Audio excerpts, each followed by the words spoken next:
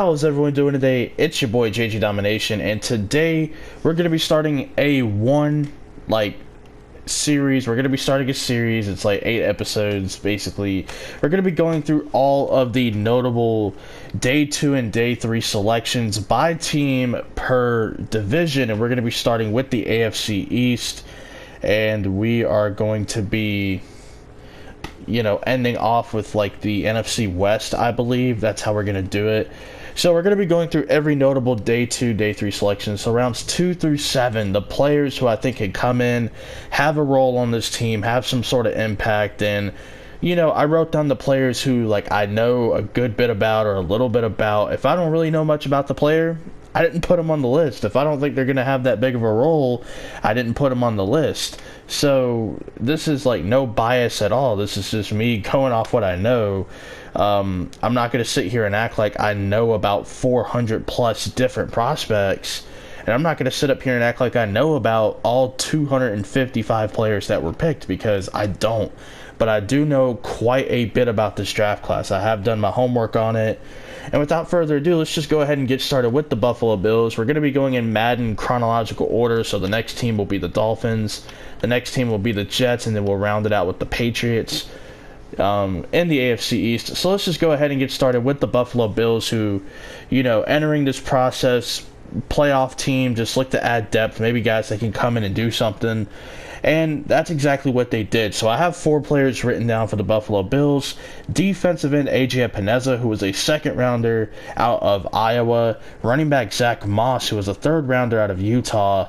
Wide receiver Gabriel Davis, who was a 4th rounder out of UCF. And then quarterback Jake Fromm, who was a 5th rounder out of Georgia UGA Bulldogs. So let's just go ahead and start off with AJ Epineza. A steal, man. He was a top 25 player for me in this class.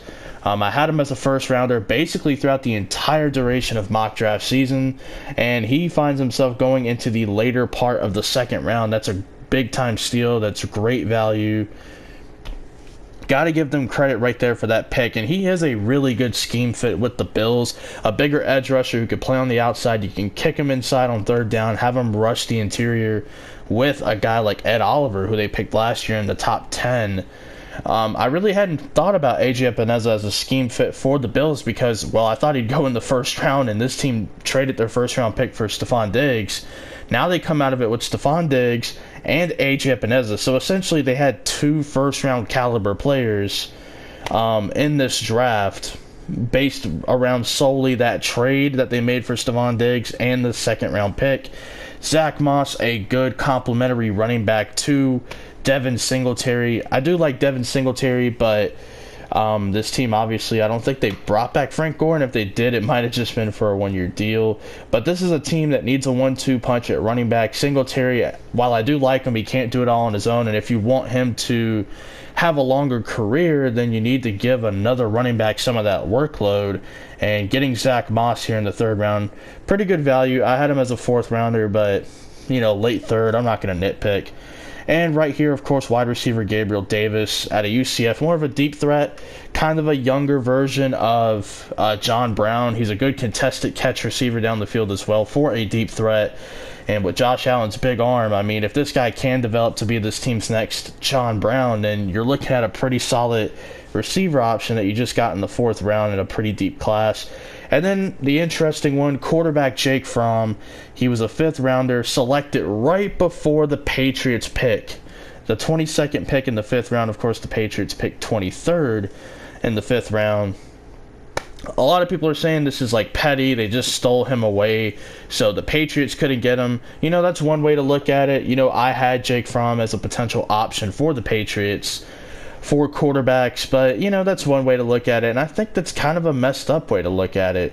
Yeah, he would have probably been better served for the Patriots. I can probably agree with you there, but let's face it, he was a 5th round pick. The NFL is basically trying to tell you they view him as a backup quarterback.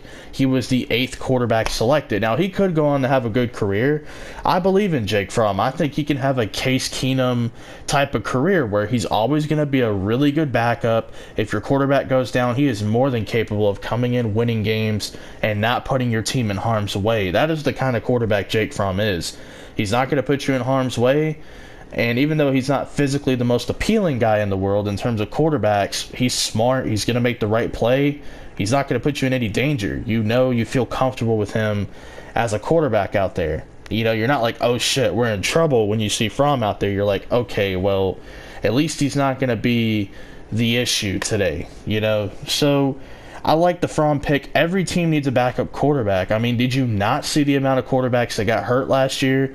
That's exactly what the Jets did, and we'll talk about them later when we go over some of their picks. They went and got a quarterback, James Morgan, who was drafted ahead of Jake Fromm, a whole round ahead of Jake Fromm, who I thought was just a better quarterback than James Morgan from I think it's Florida Atlantic. He went to one of those Florida schools. But anyway, I don't hate the Fromm pick. They view him as a backup. Sure, he would have been better served elsewhere, maybe the Patriots, but it's the pick that the Bills made, so tough shit. Deal with it.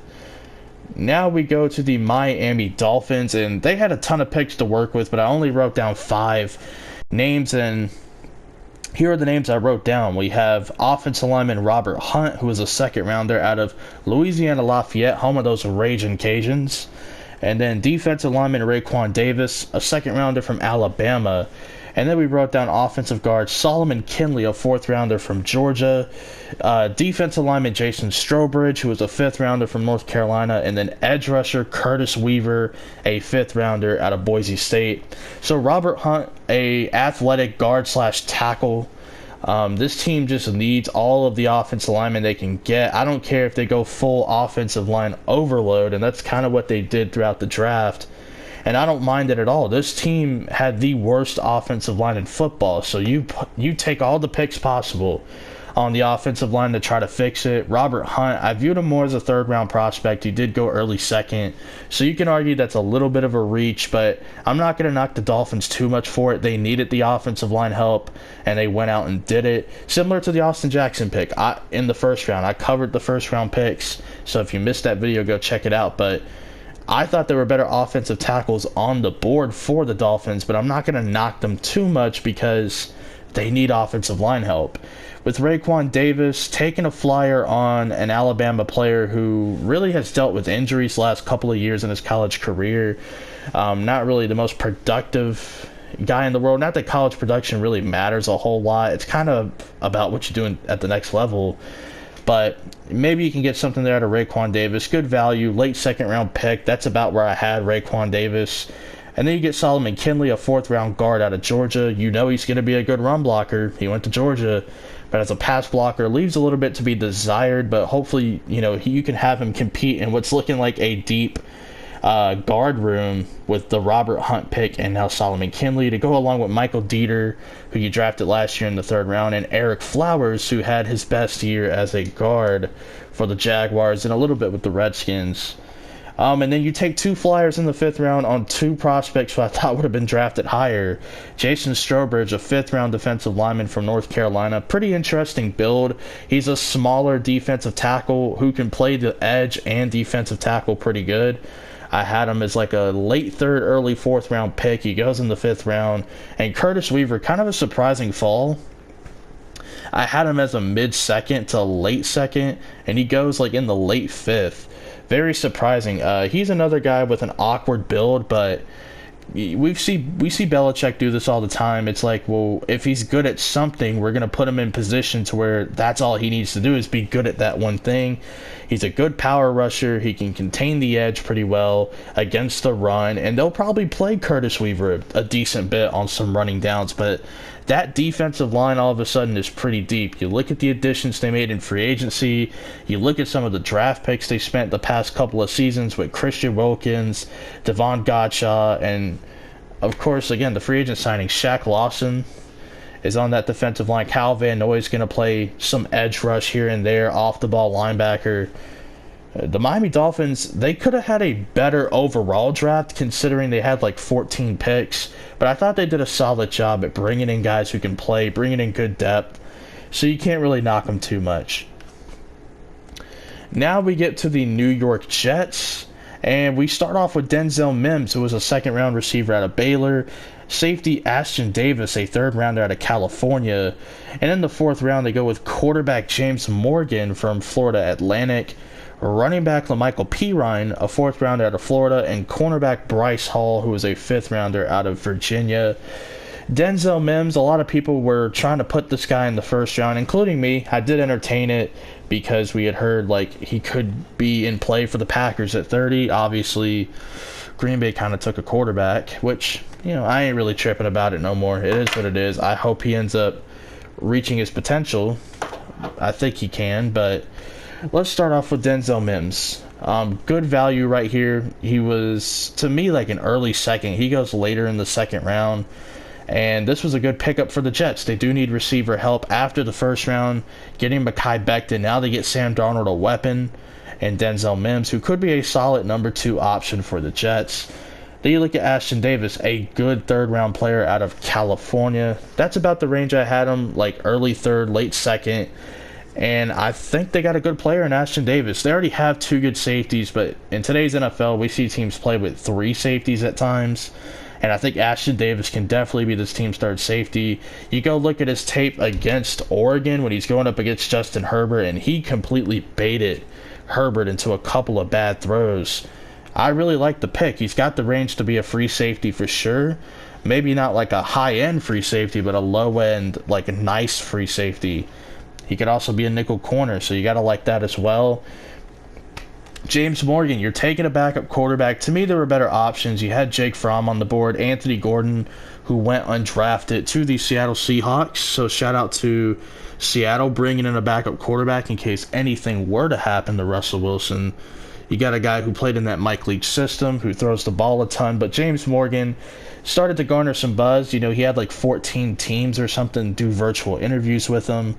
So this is, you know, the Jets realizing, well, we had Sam Darnold go down with mono, and we brought in all these other quarterbacks, Luke Falk, Trevor Siemian, and they all sucked. So let's just try to get a better backup, you know, in case something were to happen to Sam Darnold. Then you have the LaMichael Pirine selection. Pretty interesting. I did not expect him to go fourth round, but I do like the player. I thought he would be a late fourth, early fifth because of how loaded the running back class was. To me, he was a sleeper, but he was selected a little bit higher than I expected. He's a guy who can run between the tackles, catch the football, kind of redundant to what you have with Ty Montgomery, and to a lesser extent what you have with Le'Veon Bell, who's obviously still a stud, probably not giving you the production you'd want on a big contract, but it is what it is. Basically, if those guys were to go down, you could trust Michael Pirine to be a 3-down back.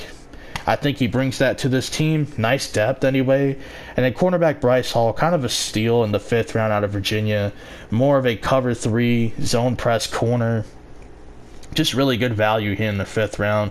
Surprised he didn't go in the first 3 rounds. I thought he'd be a late 2nd, early 3rd type of guy. He goes in the 5th round. Good value from the Jets.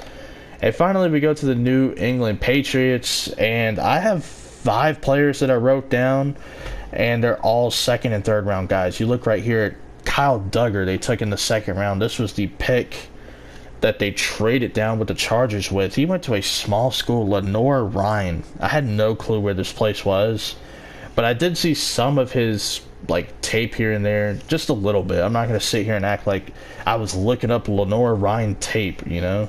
But I've seen a little bit. It's like a small school in South Carolina, D2. It stood out from all the D2 athletes. It's crazy. He's going to be like the Daron Harmon replacement. You know, Daron Harmon's that 3rd safety that the Patriots like to use with Devin McCourty and Patrick Chung. Now you get like that 3rd safety you can use. Have him do a ton of different things for your defense. I think it's a good pick. I'm not really going to judge Bill Belichick for that one. And then right here at outside linebacker, Josh Uche, a 2nd round off-ball linebacker from Michigan. I really like that pick as well. He can come in and do a few different things. Maybe they'll mold him to be the Kyle Van Noy replacement. Linebacker was an underrated need. They lost a few of them in free agency. Dante Hightower's on the final year of his deal. So linebacker and off-ball linebacker, kind of an underrated need for this team. And then they do it again in the 3rd round. Anthony Jennings, a 3rd rounder from Alabama. What's funny is I made a list about a week ago. I was going to do a video on it. I did not. end up going through with it. But for the New England Patriots, which, here, let me scroll down. I did like a list of best 2020 draft fits, and for the New England Patriots, I kid you not, I had outside linebacker Anthony Jennings from Alabama on that list. I just thought it was pretty funny. They actually took a guy who I had as a fit for them. Pretty cool to see. And then they took a flyer on some tight ends in the third round, Devin Asiasi from UCLA and Dalton Keene in the third round from Virginia Tech. I like Dalton Keene, smooth receiver. A little surprised they didn't go with other tight ends. You had Adam Troutman still on the board, who the Saints just stole at like pick 105 or 104. To me, there were just better tight end options out there. Albert O, who I think went to Denver to reunite with Drew Lock. Hunter Bryant, Harrison Bryant. You had better tight end options on the board. Devin Asiasi, maybe he'll bring you something as a tight end from UCLA. Some decent shots in the dart, I guess, on some tight ends. But let me know how you feel down in the comment section below about these teams' picks. The next one we'll do will be on the NFC. No, not the NFC. The AFC North, excuse me. And then we'll cover the AFC South and then the AFC West. And then we'll transition to the NFC. Somewhere in between there, I will do a comparison of what happened in the first round compared to my mock draft 1.0, which I did the day after the Super Bowl. It would be lame to compare it to the 5.0. It makes no sense. I want to see how accurate I was from February when the NFL season ended to what actually happened almost 3 months later. So to me, that's going to be a fun video to do. Hopefully you guys enjoy. That video will come later in the week. We're going to do this series. We're going to finish it. It's 8 episodes. Hopefully y'all enjoy, man. Peace out. Stay safe. See you later.